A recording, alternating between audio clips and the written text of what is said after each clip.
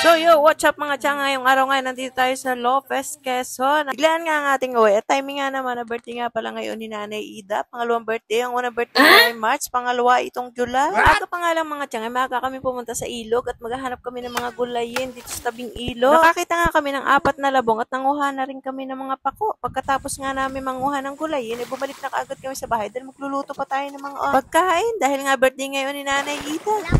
Sa daan nga, nakapulot pa nga ako ng niyog, kaya nga ito dinala ko na sa bahay. Pagdating nga dito, ay mga busy sa paghihimay ng pitso, ng nitib na manok, panlahok sa pansit. Pagdating nga dito sa kabilang banda, ay nagmamasa naman si Mother Earth ng pambilo-bilo.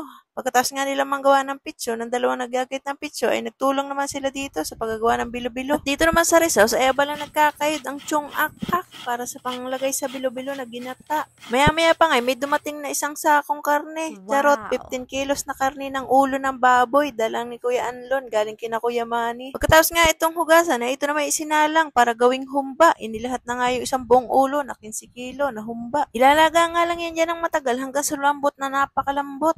Dito naman sa kabilang banda ay abalang nagmumuti ng talong si Kuya Wally. Ito nga't pinapatas niya ang dadali namin talong. Nagmamahala na nga ang mga gulay, pati ang isda at mga karne. Ikaw na lang ang hindi nagmamahal, charot. At dito naman sa loob, titikman ko na nga nilutong tinola ni Ate Ninya. Sariwang papaya at sariwang dahon ng sili at native na manok nga yan. Sadyang pagkasarap nga na yan, lalo na nga't maulan. Abay maya-maya nga, bumuhos na ang ulan ay kainaman. Siguradong ang tatama rin na mga bisitang pupunta din sa bertihan. Habang ang paspasan ng ulan, pinaspasan ko na rin ang tinulang manok ni Ate Ninya.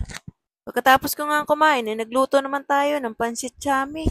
Una, syempre, nag-isa muna tayo dyan ng atay na may kikiam. Nilagay na rin natin yung ating mga gulay. Pagkatapos nga, sinunod na rin natin yung ating pansit miki. At pagkatapos nilagay na rin natin ang pampaanghang na sili. Agad ko na nga rin sinunod itong oyster sauce. Ito nga pala mga tiyang oyster sauce, ito talaga yung magpapalinamnam dito sa ating chami. Sinundan na nga natin ng sugar para pampabalance ng lasa.